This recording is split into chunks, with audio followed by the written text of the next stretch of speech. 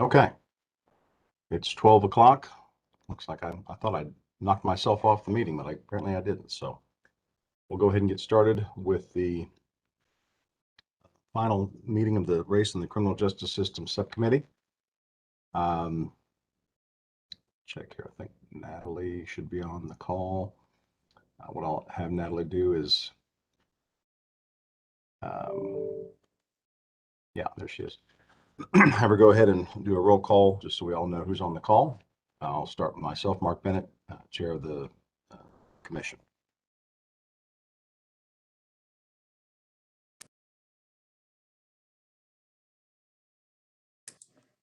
Okay, there we go. Representative Finney. Don't see her. Chief Hooper. Don't see him. Professor Francis, I know is not going to be here. Chad Harmon. Here. Sylvia Penner. Professor Phillips. Shelley Williams.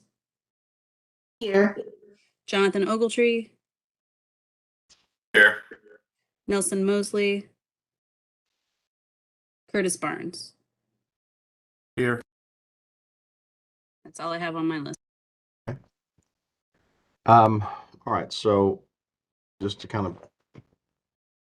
frame the time we've got together, the subcommittee was put together. We recognized pretty early on that we were not going to have time to take tons of evidence and hear from people, but we wanted to monitor what the commission was doing and the other subcommittees were doing, so that we could at least put together a report at the end that gives voice to some of the issues that were being raised, that would touch on this issue of race.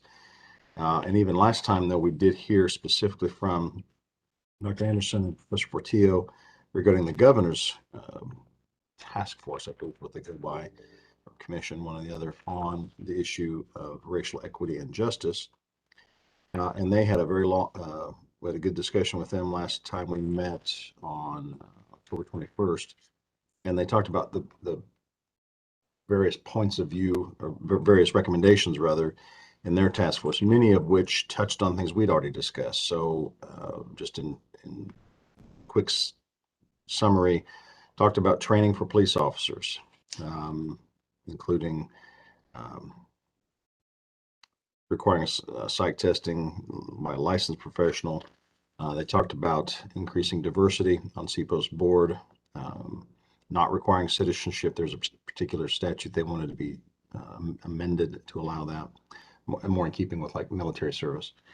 They had a recommendation for expanding Medicaid. I will say we have heard in other contexts throughout the course of the commission the caution, and I think it's a reasonable caution, but the caution that start getting into Medicaid expansion and then you start to really get into the political arena there. But it's there, it's part of their recommendations. Racial bias-based policing policies, etc. KLETC should create a supervisor training academy. So those are the main things with respect to law enforcement. And there was one, I don't have it specifically in my notes, but I do recall there was a notion that CPOST would help maintain a database that if someone gets fired from another department, they shouldn't just easily be hired by another department. And then eventually the idea would be there'd be a nationwide collective where cops from one jurisdiction, one state couldn't leave a state. They get run out of town because they did something, inappropriate in Missouri. They wouldn't be able to just jump the state line and come over to Kansas and have that all hidden away. There were other things, but those were big ticket issues. They talked about childcare and tax policy and food sales tax rebates, and Shelley had asked about bias-based training for probation and parole and whether that was part of the recommendations. So that was part of that discussion. And then Chief Hooper talked about, well, while on the subject, he said, he's on the CPOST board, talked about some of the things that were available through CPOST executive orders. He thought that a statutory change would be appropriate to make some of these things take place, these recommendations. Implicit bias is ongoing, implicit bias training is ongoing. but there's some more suggestions that he also agreed or at least talked about the mechanism it would require to more diversify the CPOST board. So those are the kind of discussions we had last time. And in the past, we've talked about training. That was one of our issues. This is before the last week. Things we've discussed at training at CPOST. I kind of beat that into the ground already. I think I've talked about that. KBI collection of evidence. Collection of information rather, concerning arrests and nature of arrests and where they occurred and things like that. Talked about gang lists. Representative Finney, discussed that. And we've talked about co-responder programs. So I just wanted very quickly, and it took me about 5-6 minutes there to just talk about, these are the things we have discussed. And I'll open it up for considerations. I think one we could get out of the way fairly well. One I think we do need to address is, do we want to make a recommendation or put in our final report that the commission includes in its final recommendation to the legislature some reference to the governor's task force on racial equity and justice? Either we endorse in total their recommendations, whether we endorse them or not, we at least say we recognize the hard work done by them, and we think these are all worthy of discussion and consideration by the legislature. I guess my point is that body did a great deal of work.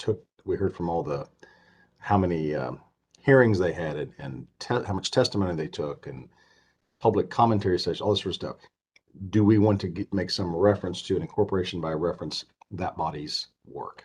What thoughts does anyone have?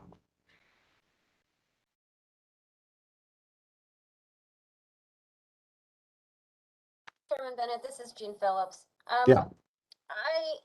I don't know that I would say that we incorporate it in total, because there is a lot of stuff in there that doesn't really apply to the commission, and I don't know that I would say I agree with every single thing, or that the commission would agree with every single thing, actually.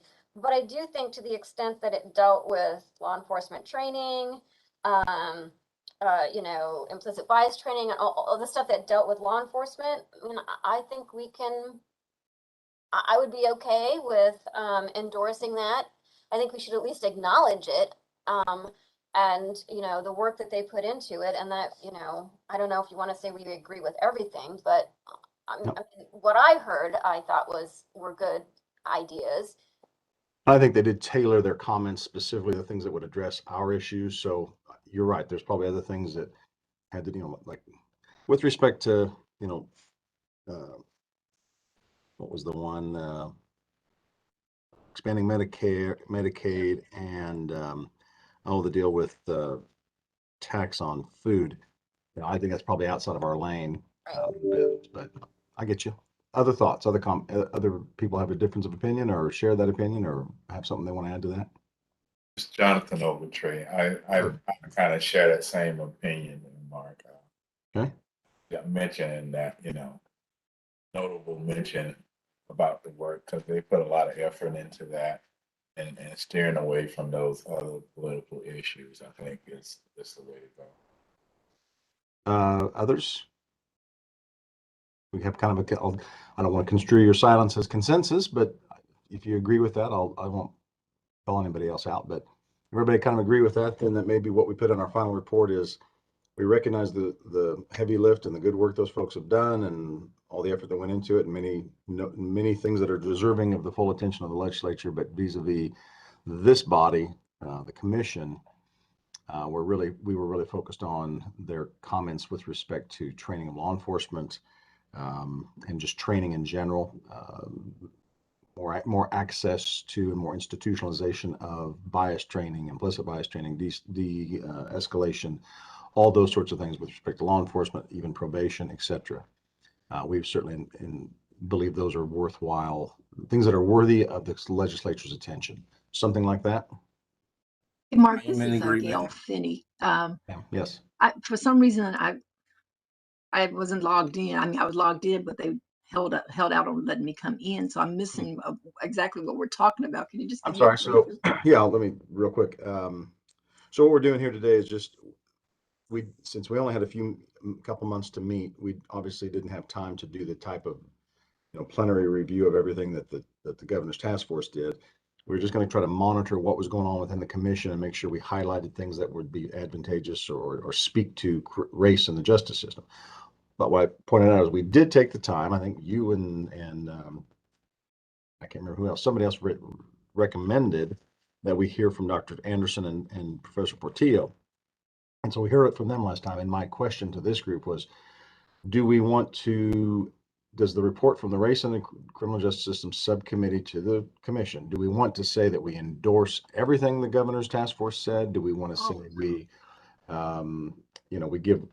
acknowledge the good work, but we're going to focus on these things that had to do with criminal justice that were in their final report? I mean, how do we want to address that? Do we want to address that, et cetera? And I think the consensus so far has been, let's acknowledge all the good work, but we're not going to get into things like Medicaid and grocery taxes and food taxes and things like that.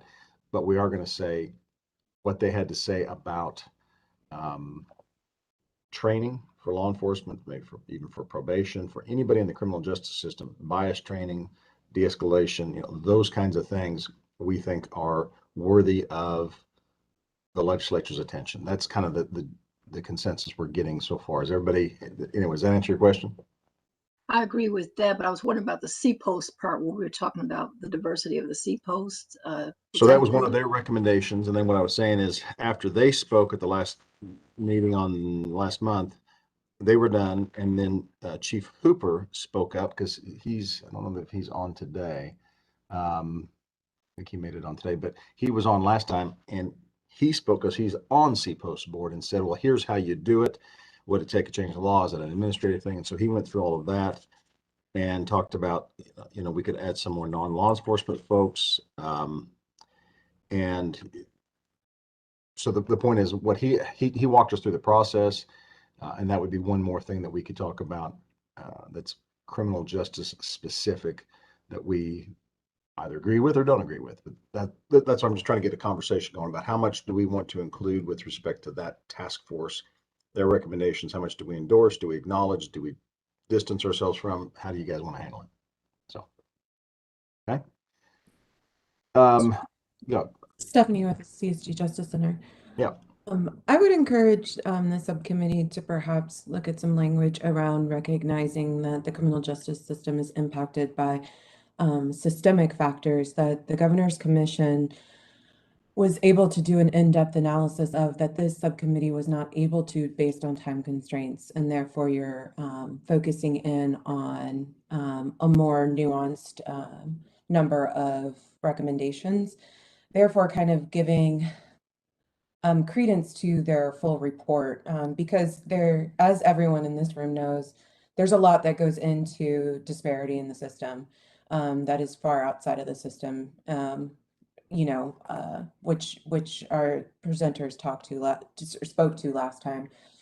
So I would definitely encourage, if the subcommittee chooses to include language to recognize that their report dives into those factors that there was just not time for here.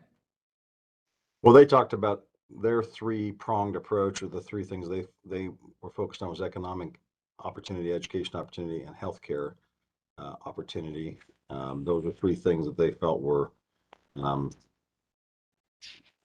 deserving of attention. And while I think we have throughout the last 2-3 years on the commission talked about, I don't remember who came up with it, but it's stuck in my head, stabilizing factors, the things that we could do as we could recommend as a commission to increase stabilizing factors, and that being housing, access to treatment, whether it's mental health, drug treatment, etc., and then employment.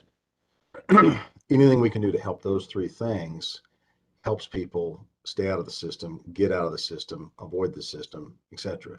So they use different language, but we all really get to the same thing. So I think there's a way I could word something that would simply say, in keeping with what we've already discussed, they identified, using a little different language, but they identified very similar goals that is stabilizing. We call them stabilizing factors. They've called them look at my notes if I can remember the word. If not, I'll look up the report. They have a term for it, but the 3 factors that they really focused on. So I'm sure there's a way I could word it to at least give some acknowledgement to that. Is that That sounds great. what do others think of that? Excuse me. This is Jean Phillips again. I think that's appropriate. Because the commission, I mean, those were things that we've been talking about as a commission. They were a big part of the reentry report last year. Yeah. I think that's appropriate. Others, any other clarification, distinction, points of view you want to add to that conversation? Okay. Mr. Chairman, this is Yes. Shelley Williams, and I did look at the statute that Chief Hooper forwarded to try to include probation and parole into for the training requirements. And after reviewing it, it's very heavy law enforcement, and I don't know that that's an appropriate place. I'm not even sure we need an actual statute to mandate that, but maybe more of an agreement for OJA and the Department of Corrections to incorporate that into their standards as part of their training requirements. That would be my recommendation. Jonathan, I think, is on here.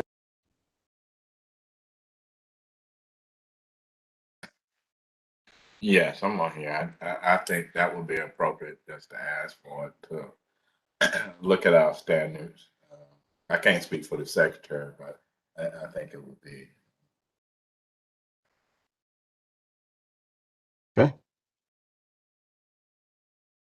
So something akin to OJA and KDOC incorporate.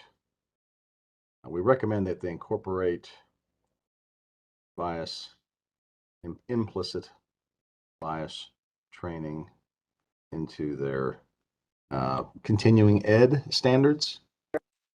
That get to the heart of what you're suggesting, Shelley? Yeah, that would work. For employees.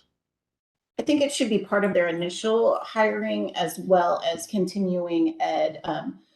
For example, I think we have 40 hours of training we have to participate in a year. And I think it makes sense that part of that continuing ed be an update of race inequality every year. Okay. Seems a simple request. If we're doing it for the cops, we ought to do it for everybody. So, okay. Totally agree with that. Yeah. Okay. Very good. Anything else we want to? I mean, I just was reading through my notes again. Can't say that I didn't miss something, but anything else from that discussion from Dr. Anderson and Professor Portillo that would warrant specific inclusion or specific reference in our report?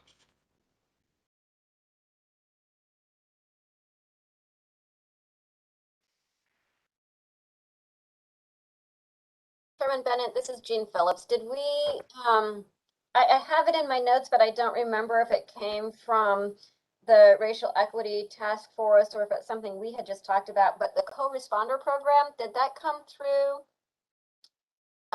Dr. Anderson and Professor Portillo, or was that just something that we as a committee had talked about? I don't remember.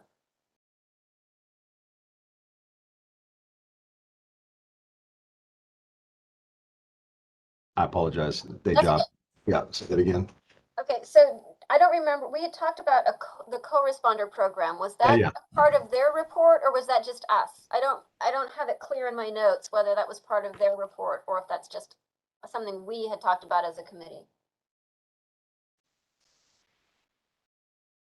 I don't know that they did or didn't. I know we did. So I'll tell you what I'll do. I'll try to pull up their task force report if I can get, I'm not going to have time to read it, the whole thing, but if it's been referenced there, we can jointly, what I could say is, both of us, both our commission as well as them recommend this. If I don't see it, I'll just say something to the effect that to the extent that they do or they don't, we do, and we'll talk about that here momentarily. So, but co-responder, that's a good point. I just don't recall if they talked about that or not. So. I don't either. That's why I was asking. Okay. So we'll get to the co-responder programs. We'll get to some of these other things we had talked about. But is there any, have we beat the drum as much as we can on the governor's task force? Anything else to mention there? Okay. Well, let's go on then to some of the other things we talked about. So we have talked about several times, again, C-post, implicit bias, de-escalation, even things like chokehold training, all that. And I think I can incorporate all of those things we have discussed as we've already just talked about. The second one is, and you know what, I'm going to jump ahead because we'll just go to the idea of co-responder programs, since Gene just mentioned it. I know whether the governor's task force mentioned it or not, I know we have almost every time. Bill Persing has been a big proponent of it. I know in Shawnee County and in Sedgwick County, we have pilot programs on that regard that have been successful. The problem is the funding. We are, even in Wichita, we're only 9 to 5 and have one shift of them, I think, maybe two. You know, it's just not, it's not sustainable without the staff to do it and the funding for it. And the other question is, what do you do in rural areas where they're struggling just to get counselors to have, you know, a shop to send somebody to, let alone driving around in the middle of the night with cops. But it's such a good program. You know, how do we want to talk about it? How do we want to address this to the legislature? This is Chad Harmon. I would echo one of the biggest issues with co-responder programs. As somebody who runs a drug and alcohol treatment program, one of our biggest issues right now is just workforce, like you said. And I'm in Hutchinson and Wichita, two of the bigger areas in the state. And I could hire 5 counselors tomorrow if I wanted to. I know, talking with Joan Tammany at ComCare in Sedgwick County, even for their crisis unit, they had to bump up pay quite significantly this last year just to be able to afford to get counselors and social workers willing to even work in this area, and not go to private practice. So I think one of the things is, how do we create opportunities that are realistic? I mean, a lot of these people have to have master's degrees and licenses beyond. And honestly, like you said, funding is a big piece of it. They're not going to go riding around with police in the middle of the night for $35,000 a year. It's just not going to happen. Or move to St. Francis to do it, or to, you know, very rural areas of the state. So, yeah. Right. Yeah, exactly. So I think and the schools aren't putting out that many either, is what I've come to notice. 2 years ago, I'd have 10 to 15 interns company-wide. This year I have 3. So Well, I don't want to bite off more than we can chew here, or open up a can of worms that we can't close in, you know, the next 36 minutes. But, you know, this is a huge issue. I was talking to a friend of mine who's a OBGYN in Wichita at one of the 2 hospitals that deliver babies in the whole city. And he said for their labor and delivery nurses, they pay those people like $30 an hour, and they cannot get enough. And he said when they're short a shift, the pay they offer to their group of nurses is $40 an hour more. So they're making $70 an hour just to go back to work for an extra day. He says they can't get anybody to do it. They're absolutely worn slick. They're tired. They're you know, there's only a handful of them doing it now compared to the demand. You know, that's labor and delivery nurses. And what's it like to find enough clinicians who know drug and alcohol treatment and mental health issues and things like that? I mean, what the state really needs to do if they're going to address this is work with KU, work with Wichita State, work with the places who train these folks, and start talking about some Mr. Chairman, educational opportunities. Yeah, Shelley. I might have an idea. I was reading an article on Monday, and in Oklahoma, Grand Lakes Mental Health, what they do is they give iPads to all their law enforcement in their 12 county region, so that they can, and then the clinicians are at the crisis stabilization units. And so they're kind of working in a dual mode where they can, you know, be meeting the needs of those that are in the crisis stabilization units, but also if there is a police call that involves a mentally ill individual, they can, I know it's not the best option, but virtually interact with that person.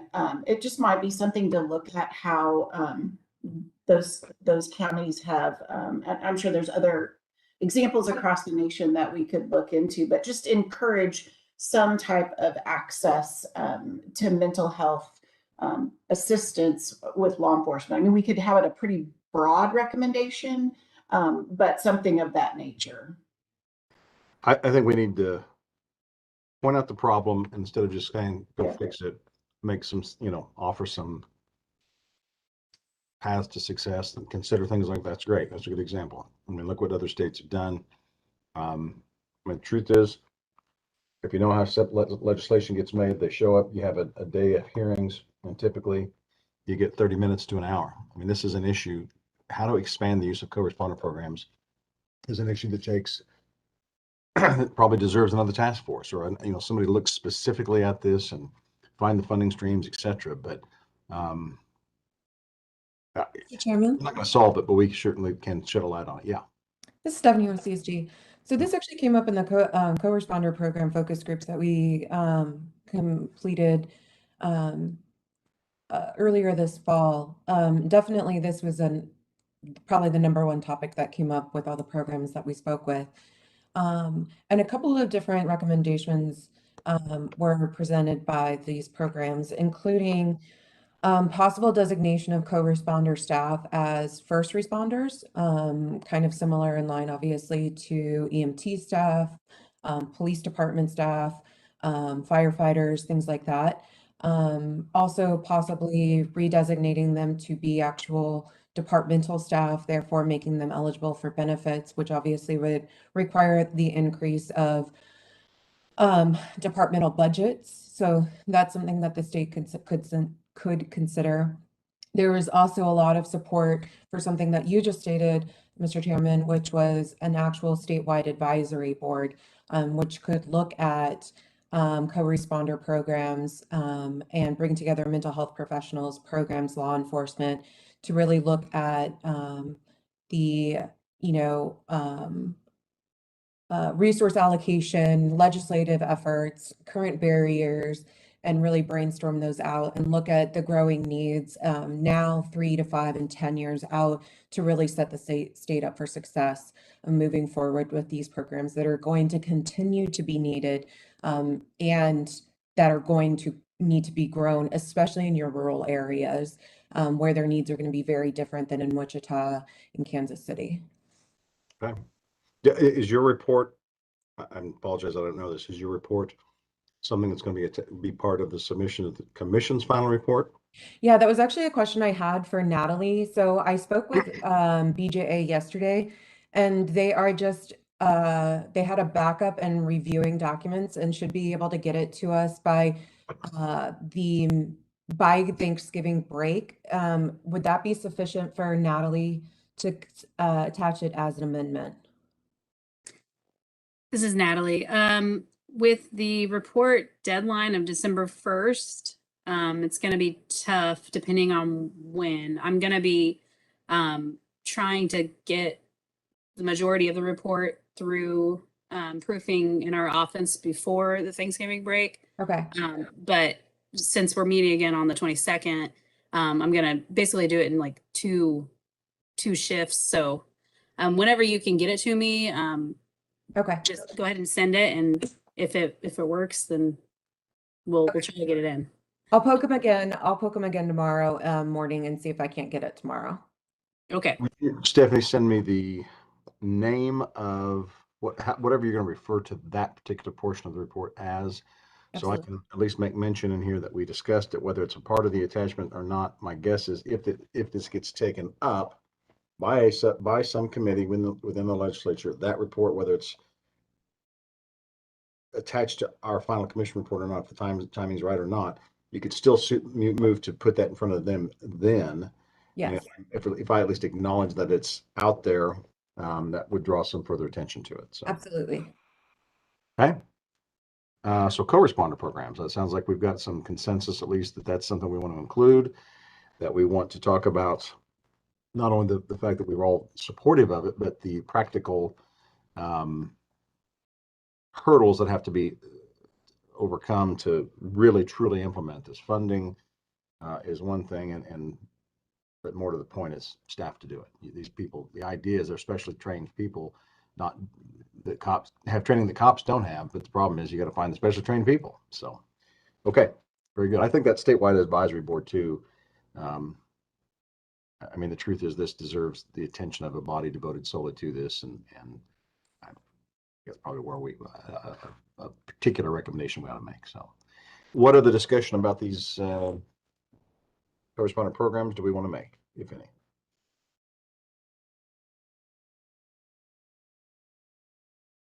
Okay, well, let's go on to another couple topics we had discussed in the past. The gang lists, gang conditions, that sort of thing.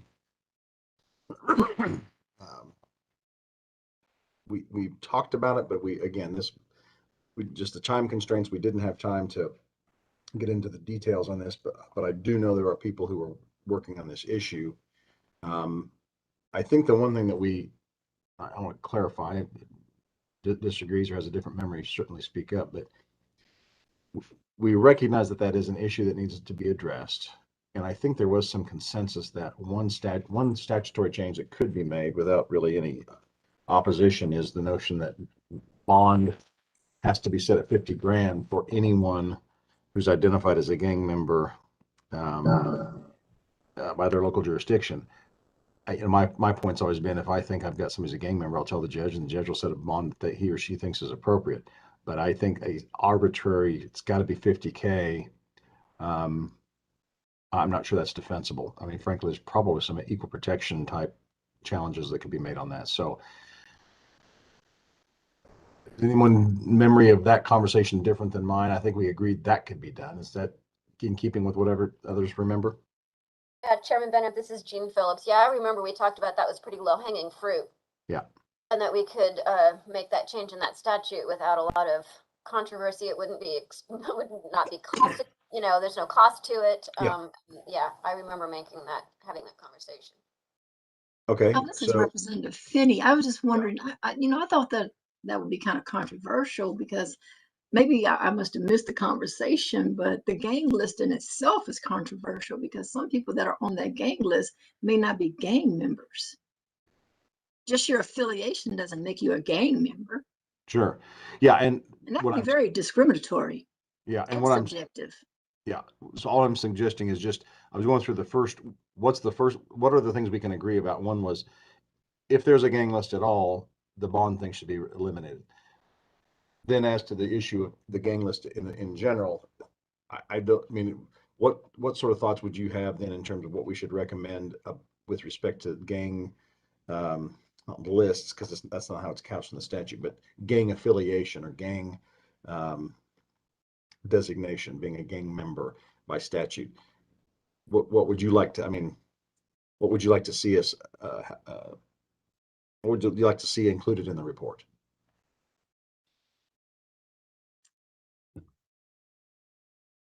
Yeah, I just hate putting a bond on a $50,000 bond on somebody that may or may not be a gang member. That just bothers me. Well, that's what we're saying is we think that's the one simple thing. Let's get rid of that. We all agree on that point. I'm just saying in terms of, in addition to that, maybe we just simply say the question of whether or not gangs should be defined by state statute. Maybe it's time for the legislature to look at that issue again. Something like that. Yeah. Senator Haley. Oh, Chairman Bennett. Mr. Chair. Oh, yeah. Okay. Sorry, I'm actually in the committee room. I can hear the echo. I don't know if anyone else has the feedback. Briefly. I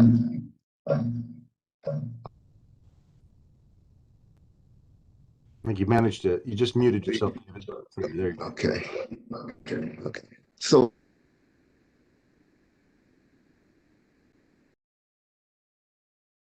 think he's lost in the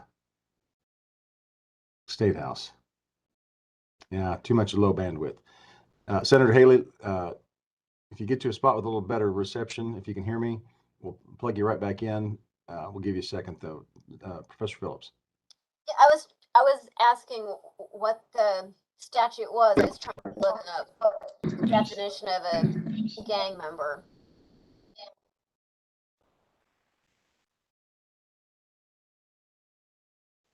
I found it though. Okay. So I've got it, but I don't have it handy. Can you Yep, share the number? 216313.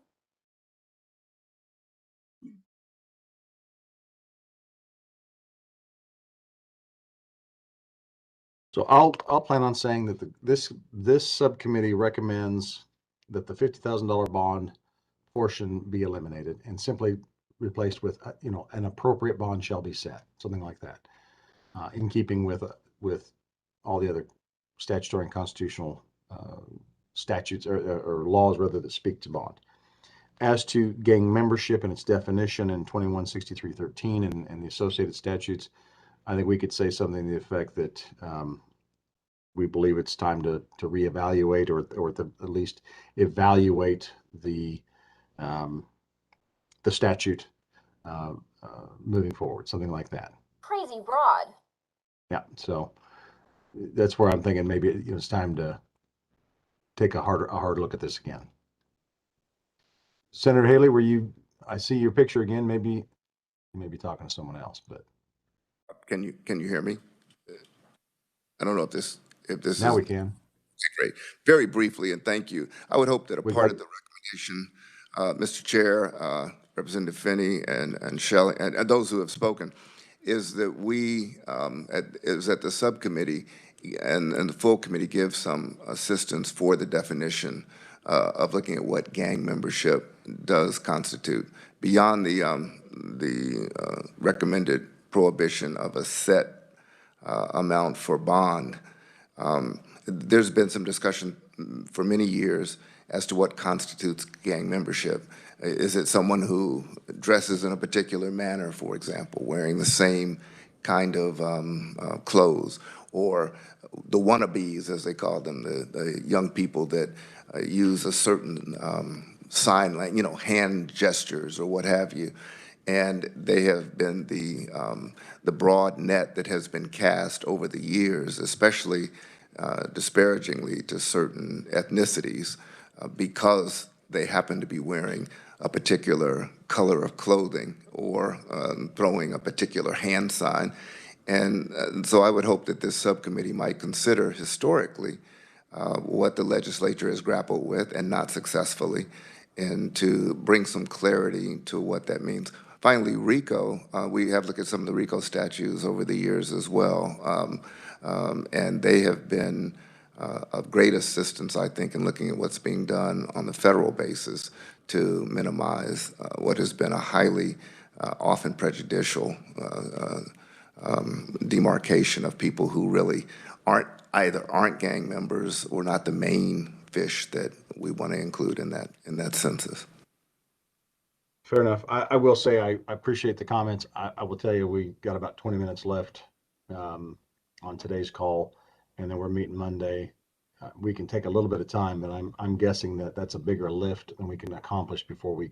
And by that I'm saying that the helping us redraft or reconsider what the meaning, what should be included in the definition of gangs is probably more than we can bite off on in the limited amount of time we've got. That strikes me as probably deserving of either a full-blown hearing where people come testify and that sort of thing, or or perhaps even another task force at some point. But I certainly understand that there is a desire in a lot of corners to reassess what that means, how it's implemented, that sort of thing. So, but I think we can do one thing right off the bat, and that is the bond issue. When we recognize, I mean, even if someone is absolutely a gang by everyone's definition, but they go out and commit a flee and elude or a criminal threat, and I'm going to kill you. You're telling a judge you have no discretion, but you have to set bond at least $50K. Their gang membership may have nothing to do with their crime. They ran because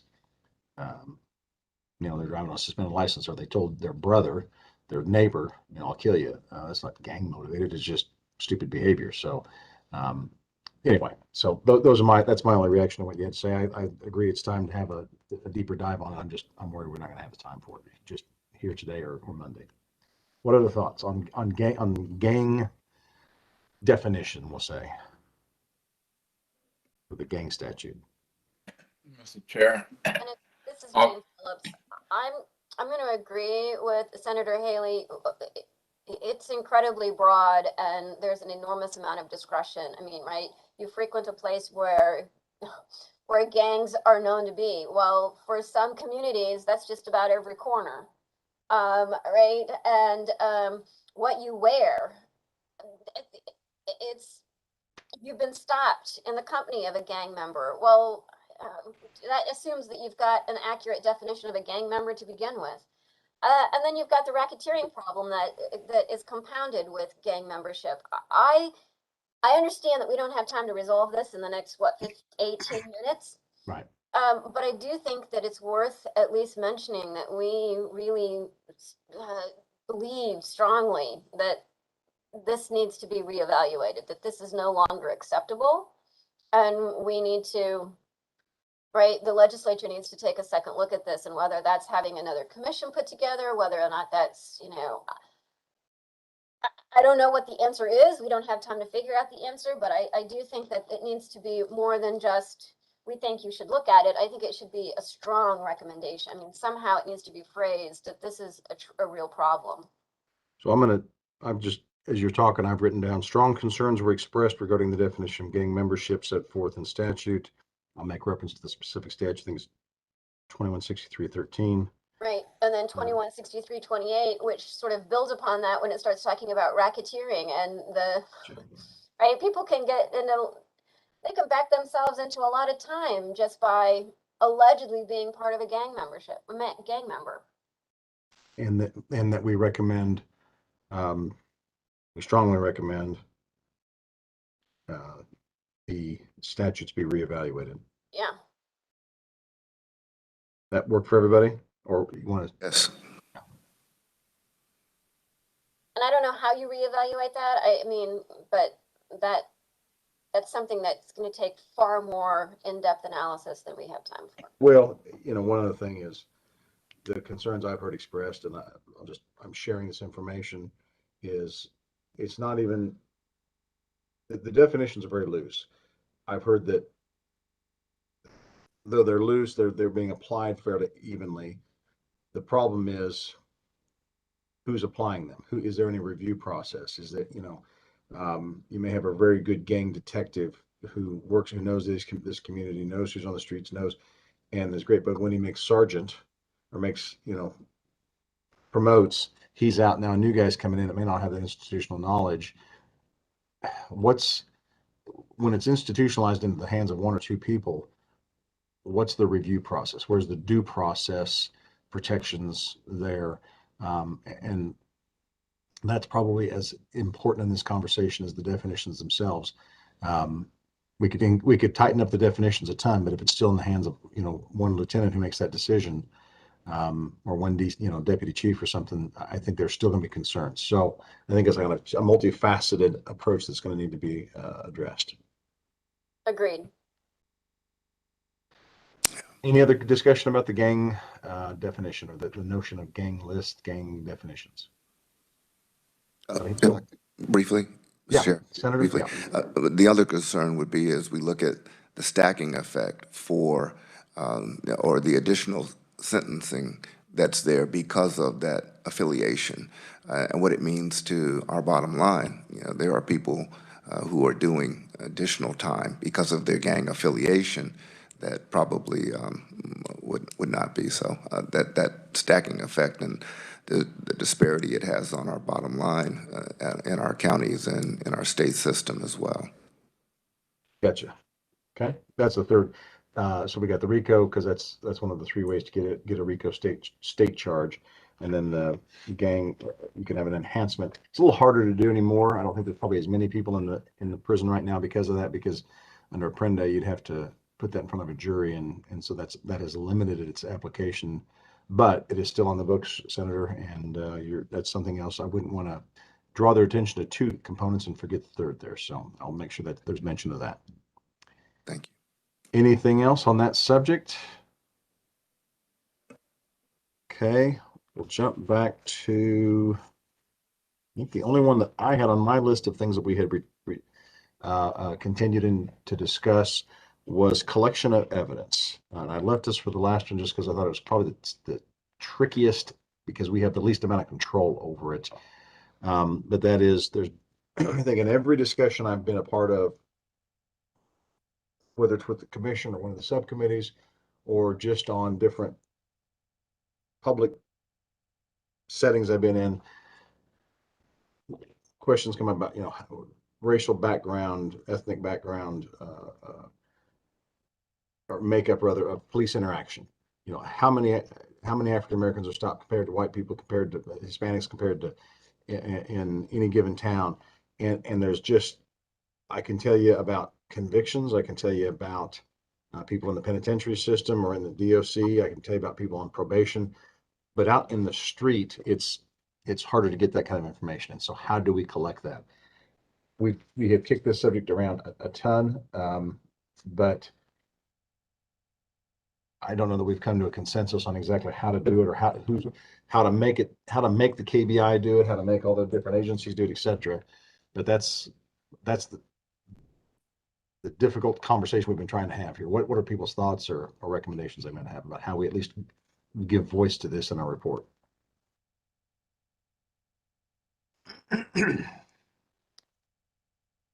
Chairman Bennett, this is Jean Phillips again. I don't know how you give that in the report. I think it's almost as tricky as the co-responder. I mean, because that's going to require what? Law enforcement to record. I mean, they do already when they contact dispatch that they're stopping somebody. So who's going to take it from dispatch and record it that someone was stopped? And then are they going to record the race of the person? I mean, there's a lot logistically that's going to go into, if I understand what it is we're trying to do, and that is to find out the number of engagements, the contacts that people have with law enforcement, and are they being stopped because they're Black, or are they being stopped, right? Are they stopping the Black motorist and not the white motorist who are speeding, that sort of thing? I mean, that's logistically a heavy lift, I think. I don't know that I have an answer to that one.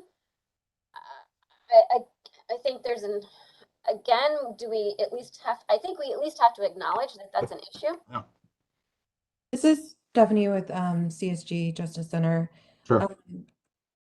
I would just like to mention there's a really great publication that I believe Natalie shared with the full commission called Collecting, Analyzing, and Responding to Stop Data, a guidebook for law enforcement agencies, government, and communities, published by the Center for Policing Equity and the Policing Project out of NYU School of Law. In that publication, it actually provides a step-by-step guidance for policing agencies on the mechanics of stop data collection. So who should be collecting, who should not be collecting, what they should be collecting, who should be collected on, what metrics they should be collecting.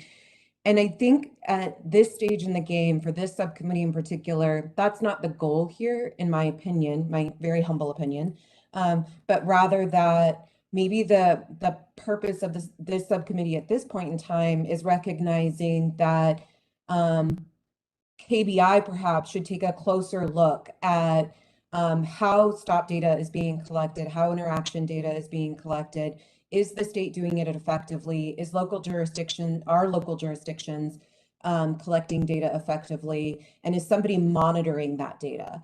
I think that's probably the biggest question there, is because our local counties, our local jurisdictions can collect all the data in the world, but if nobody is looking at it and there's no accountability, it doesn't really matter if there's data collection. And so I think that might be the better goal for this subcommittee, is to make recommendations around a state level agency taking a look at the data being collected, how it's being collected, and who's monitoring it. Okay. I second that. That's a great idea. So for the legislators in the room, what does that look like to you? I mean, it's not going to be a bill, probably. It's more of a recommendation that, is it more of an administrative hearing where the folks who,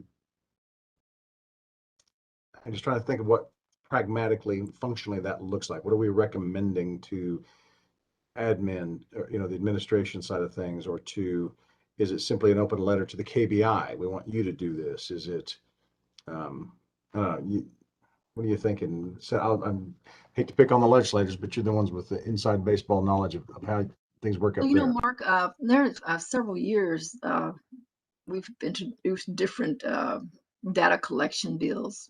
Yeah, Even suggested, even if they just collected the data from the driver's licenses, what they already have, you would have a lot of that data. Absolutely. Their race, sure. age, and all of that. So it's not like it's impossible to do. Absolutely. But personally, I think it would be something that would need to be legislatively done. Fair enough. And if you're in the legislature, what am I asking you to do? Am I asking you to recommend a post audit? Is it something we ask like an administrative body within the legislature, the folks who handle administration? Is it a specific bill, you think? I don't know. And maybe that's an unfair question, but I'm just trying to get some guidance at least so I can put together a paragraph in this report that says, here's what we're suggesting or how we suggest you go about it. Well, I would recommend that, make it a suggestion. And if we did do an audit on it, that would be even better. I have to step out just for a moment. No problem. Senator, did I hear you saying something?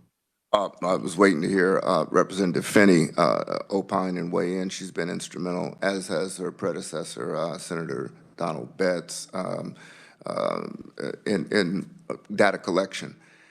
Some of the concerns and the pushback over the years for just the data collection, not even who the repository to evaluate that would be, is, for example, on our driver's licenses in Kansas, race is not listed.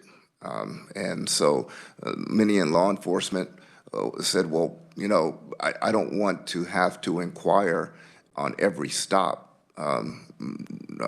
driving or pedestrian, what is your race or how do you identify yourself? And so there are going to be some minute but significant pushbacks in terms of race, other things like county of origin, gender, which can be easily discerned or part of that checklist. I've often fallen back on the tried and true Missouri model for data collection, and the repository for all of that collection. Another red herring is the expense of it. That having all that data is going to cost. It doesn't now, especially digitally. It's a non-starter to suggest that checking those boxes are going to be expensive. It's just not. It's not true. But the Missouri model has shown, because at the end of the day, again, what this subcommittee is doing and what I think the committee as a whole are looking at is how are we looking at disparate treatment among our populations in Kansas, and where do those result in there being an inadequacy of equal protection under the law? And there's no question in Missouri, and I'm sure in Kansas, there's certain places where the data collection would show that certain demographics are discriminately stopped. And so how we reach that, I think, is key to what this subcommittee is looking at. Mr. Chair and members, we definitely need to say, if the true mission is lived out for this subcommittee and this committee, that data collection and discerning where those pockets or problems are, where race matters, in terms of who ends up in the system, is certainly something we need to do. But again, our Kansas driver's licenses create a certain problem because we don't have race on them currently. And in closing, David Haley is a state senator here, long time. I think as a state senator, driving on the wrong way on a highway under the influence in the middle of the night and being pulled over by highway patrol and confronting them would have had a drastically different implication for a black state senator, David Haley, than it would someone who happens to be white. And I hope it wouldn't. I hope I'd still be alive to tell the story. But the reality of it in data collection is that race matters for our drivers and our pedestrians, and documenting that is key, I believe, to helping to address the mission of this committee of this commission and on the underlying subcommittee. So I got a suggestion here. I'll turn over to Gene here just momentarily, but based on what Representative Finney just said and what you just said, Senator, I mean, let's talk about pragmatic, specific requests. One could be to expand the driver's licenses so that they include race and ethnicity. And it's self-described. If I decide I'm, you know, a different race, I guess I can put it. There's no way to fail that. But at least how I self-identify, that at the time you get your license, it's there. I mean, that's step one, it seems, because you're right. How to collect it, I don't know. The guy didn't look like, I didn't think he was African-American, you know, when I pulled him over. So I said he was white. So you're going to get into those issues. But the first thing every cop's going to do is say, let me see your license. So if we change that, number one, and then we say that be included in all reports done about that stop, about that, you know, et cetera. Then the next thing is the repository, the database. We can make a recommendation, the KBI, incorporate that into their normal material, because they're already collecting all this stuff about stops. It's just the information people want isn't there because it's not required. It's not in the driver's license. Maybe I'm oversimplifying this, but I'm trying to cut through the fog a bit and avoid some of the pushback that you've already, you know, we've talked about here. Is that, anyway, I'll throw that out there. Professor Phillips, you got a comment? So, one, I'm going to echo a couple of things that Senator Haley said. But there is data that has come out that shows that, at least in the St. Louis area in Missouri, that African Americans are stopped at a much higher rate. They are searched at a much higher rate, but that the evidence is found at a much lower rate than it is for when white people are stopped and searched. I was just trying to pull up the Missouri statute, and it doesn't look like it's a lot of information, right? Age, gender, race, reason for the stop. Is it required that the cop puts it down, or is there any mention in the fact that they get No, that it requires information? a law enforcement officer to do it. The officer has to report the following information. I can send you the statute. And I'm sorry, I wouldn't say that very well, but I mean, can you tell, is it coming from their license, or is it an inquiry? No, not all of the information. So it says, each time a peace officer stops a driver, they shall report the following: age, gender, race, reason for the stop, whether a search was conducted, whether the person consented to the search, if there was probable cause for the search, was contraband discovered, was a warning or citation given. Obviously, if an arrest was made, you're going to know that. Sure. And the location of the stop. What's that statute number? It's 590.650 racial profiling, Missouri statute. I can just send you the link here. Yeah, perfect. Well, Senator Haley mentioned the Missouri model specifically, so I want to give voice to that, and I'll include that in the report and cite to this specific statute. So, other thoughts? Well, I think we at the very least need to say that, kind of in keeping with our strongly recommend with respect to gang definitions, I think we have enough of a I'm hearing again a similarly strongly voiced recommendations with respect to data collection, and also, frankly, it's something we've talked about, how we had a specific standalone subcommittee on the issue of databases and whether or not we could all get on the same page across all law enforcement agencies and probation agencies and et cetera. And there was such a deficit of information that subcommittee couldn't even issue a report last year. So I think we strongly recommend that the issue be addressed. A simple step, I'm not going to say it would be dispositive or that it would resolve the issue, but if one simple step would be to include that information moving forward on driver's licenses, ethnicity and race. At the very least, then, when the cop's at the side of the road, it would be it's an extra half second to check the next box. Or at the very least, hell, even if they didn't check a box, if it's already in the Department of Revenue's database. I mean, you'd think that they could, move that over into the KBI's database. If I'm making an arrest or I'm making a car stop or whatever, and I make note of the KDL number of the individual, Mr. Jones, Mr. Smith, that I'll be, again, sort of incorporate by reference all the information already contained in the Department of Revenue. So I don't know. I think there's ways around this. Let's just give, you probably gleaned by now or figured out by now, I like to be specific. I don't like sort of ephemeral, general, make it better, please. That doesn't mean damn thing. You know, let's give something tangible that someone can get their hands around. Otherwise, it's just an empty platitude. So, all right. I Mr. like the Chair. driver's license, Chair. and I sent you the Missouri statute. Very good. Senator. Chair, briefly, I should say, I was talking to someone else about this, and they said, well, we know when we pull over, usually there's the license reader implication. In other words, the car tags. Oh, yeah. Now, that there's a presumption that the owner of the car is the driver, and that often they're doing the radio runs and they have a profile already, or at least they believe it is, usually of who it is based on the car tag. So I just thought I'd throw that out too for consideration, how some law enforcement are able to predict kind of who they're pulling over in some car stops. Okay. That's a new one on me, but I understand what you're saying. Yeah, fair enough. It's at least worth noting. So, okay.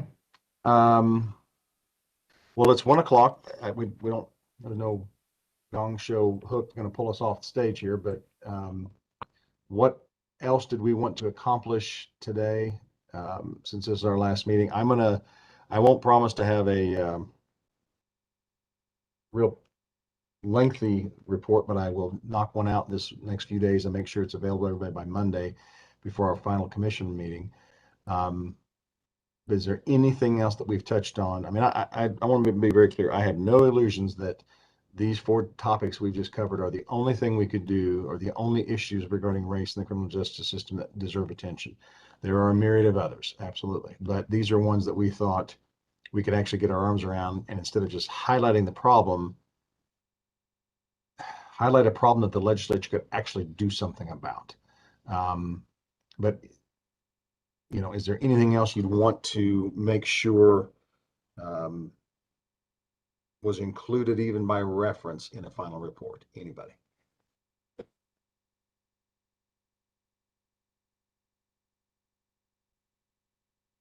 I'm looking at a bunch of faces, nobody's got anything to say. In my opinion, I think we hit the big 3, right? We hit the car stops, we hit gangs, and we hit training for law enforcement. And in my opinion, those are 3 big lifts that we only had really 3 months to do this. So I'm happy with that. Okay, all right. Representative Finney, I'm just going down the list here. You're the next face I see on my page. Is anything? Okay, I agree with Professor. Okay. With the professor. All right. Curtis Barnes is next up. Anything, I Curtis? agree with the professor also. And I think training is a real big one. Okay. Cops, probation, parole, I mean, just the whole panoply, everybody that's involved. Everybody involved. That's correct.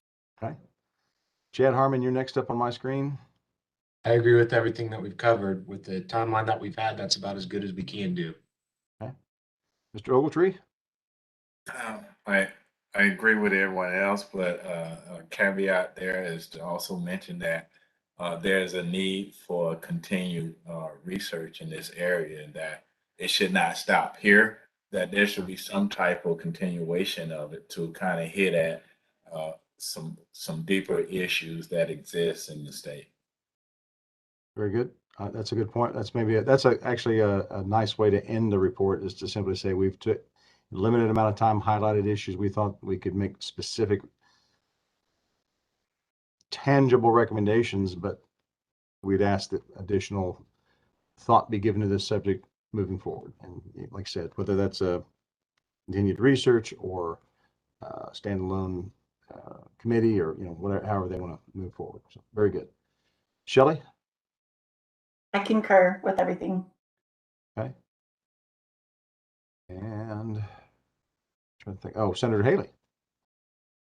Oh, thank you, Mr. Chair. I'm actually not a member of the subcommittee. I certainly appreciate the good work that the committee's doing, that you allow me to be a part of the roundtable discussion. You bet. No, it's good to hear from everybody. This kind of work, I think, is important enough. We make sure whether you're a voting member or not.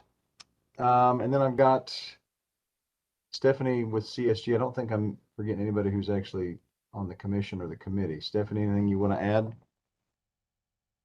I would just say that you guys have done some great work over the last 3 months. I'm really impressed with the topics you guys have covered. I would say that with recommendations around law enforcement training, that it not be just around implicit bias for racial disparity, but implicit bias towards all groups.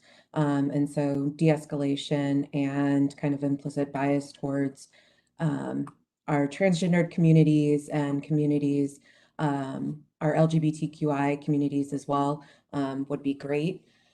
So I think that would be my only add. Yeah, I think we've obviously, because we're a subcommittee devoted specifically to race in the justice system, we've probably given more voice to that. But yeah, I mean, the idea is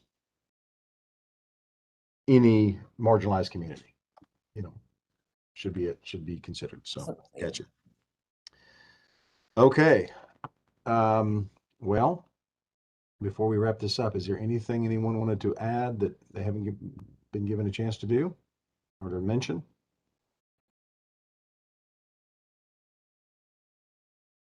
Okay, well, it's a little after, about 7 after 1 p.m., excuse me. I thank everybody for their time. I will work on this report and get it circulated at least by Monday before the meeting. I don't think there's anything, I don't expect to see anything earth-shattering that we haven't covered here. A lot of it's just, recommendations, some of them very strongly worded, but recommendations. And I'll make sure we give voice to everything that we've talked about. I appreciate your time. I think we're wrapping up here Monday. I think it's very likely to be, I guess it'll be our very last meeting as a commission. At a time of COVID and all the hurdles we've had to overcome and Zoom meetings and everything else, I do feel like we've got a lot accomplished and at least drawn attention to things that had probably needed attention drawn to them a long time ago. So thank you all for your time and attention. Have a great afternoon, good weekend, and we'll see most of you on Monday. Take Thanks, care. Mark. See ya. Thank you.